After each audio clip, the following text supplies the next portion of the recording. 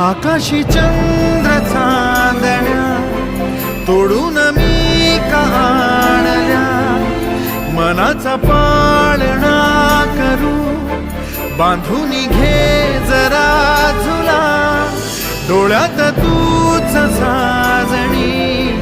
सुखाचा स्पर्श तू नामा, तुझ्या विना उरेन अर्थ जीवना, उजळे तुझ्या हसूने कणकण,